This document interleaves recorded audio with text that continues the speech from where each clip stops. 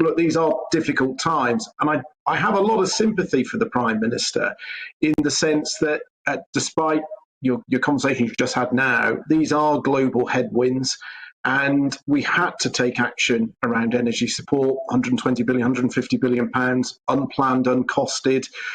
And the second immediate challenge that we're all having to navigate, not just the UK, but other countries, is seeking to avoid a recession. And that's what drove the plan to keep a bit more money in people's pockets, to give confidence to households and businesses to try and avoid it.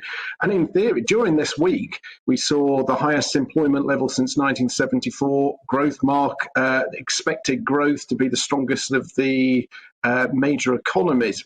But by Friday, we saw then the loss of the Chancellor and the Prime Minister having to do that press conference. It has been very, very tough, but nobody's suggesting an alternative.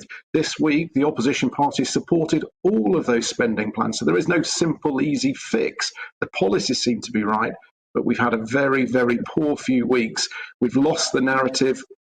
We're on the back foot, and you could see the strain on the Prime Minister when she was doing that hastily arranged press conference.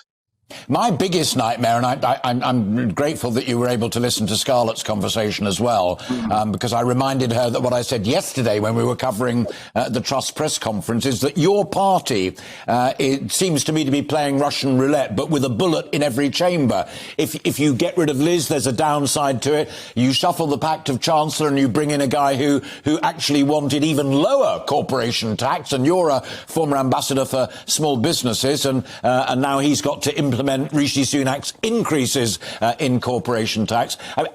I've never seen anything quite like it, Justin, where whichever way you look, it seems to me that you are in deep doo-doo.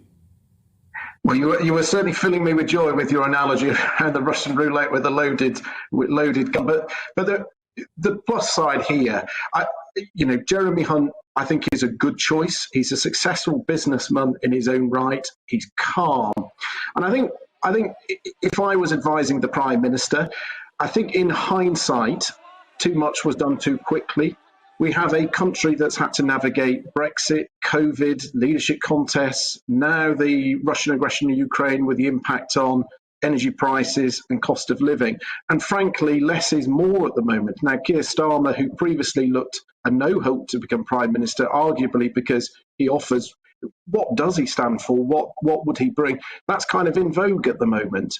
And actually in Jeremy Hunt, he brings that sort of level of calmness, which I think will reassure many of my colleagues who are spooked when they look at the opinion polls, because ultimately politicians want to be re-elected. They're there because they enjoy the opportunity they've been given by their respective constituents. But, these are challenging times for the party.